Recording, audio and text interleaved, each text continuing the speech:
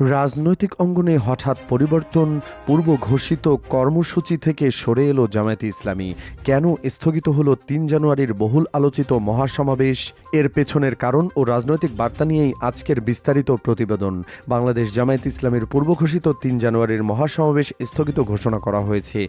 রোববার এক বিবৃতিতে দলটির সেক্রেটারি জেনারেল ও সাবেক সংসদ সদস্য মিয়া গোলাম পরোয়ার এই তথ্য নিশ্চিত করেন।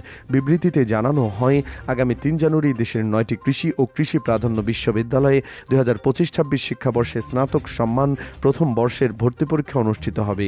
এই গুরুত্বপূর্ণ পরীক্ষার সময়সূচির সঙ্গে সাংঘর্ষিক হওয়ায় জামায়াতে ইসলামী তাদের মহাসমাবেশে স্থগিত করার সিদ্ধান্ত নিয়েছে। দলটির ভাষ্য অনুযায়ী শিক্ষার্থীদের ভবিষ্যৎ এবং পরীক্ষার সুষ্ঠু পরিবেশকে সর্বোচ্চ গুরুত্ব দিয়ে এই সিদ্ধান্ত নেওয়া হয়েছে। সংগঠনটির দাবি, কোনো রাজনৈতিক কর্মসূচির কারণে যেন শিক্ষার্থীরা বিড়ম্বনার শিকার না হন, সেটি ছিল তাদের মূল বিবেচ্য। তবে এখন পর্যন্ত এই সমাবেশের জন্য নতুন কোনো তারিখ ঘোষণা করা হয়নি। উল্লেখ্য, রাজধানী ঢাকার সোহরাওয়ার্দী উদ্যানে এই মহাসমাবেশের আয়োজনের পরিকল্পনা ছিল। এর আগে গত ২৪ ডিসেম্বর জামায়াতে ইসলামী ঘোষণা দিয়েছিল, ইনকিলাব মঞ্চের মুখপাত্র শরীফ ওসমান বিন হাদির হত্যাকারীদের গ্রেপ্তার ও বিচার, দেশব্যাপী সব অবৈধ অস্ত্র উদ্ধার এবং সন্ত্রাসীদের গ্রেপ্তারের দাবিতে তারা ৩ জানুয়ারি রাজধানীতে মহাসমাবেশ করবেন। সে সময় দলটির সহকারী সেক্রেটারি জেনারেল হামিদুর রহমান আজাদ গণমাধ্যমকে এই কর্মসূচির বিষয়টি নিশ্চিত করেছিলেন।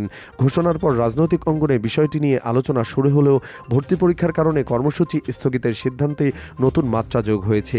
রাজনৈতিক বিশ্লেষকদের মতে, এই সিদ্ধান্তের মাধ্যমে জামায়াতে ইসলামীর একটি দায়িত্বশীল রাজনৈতিক অবস্থান তুলে ধরার চেষ্টা করেছে। ভর্তি পরীক্ষার মতো সংবেদনশীল সময়ে কর্মসূচি স্থগিত রাখাকে অনেকে বাস্তবসম্মত এবং কৌশলগত সিদ্ধান্ত হিসাবে দেখছেন।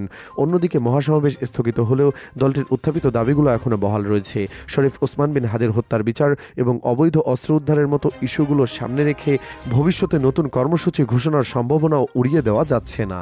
তারিফ বিন জিহাদ, দেশ 24 লাইভ, ঢাকা।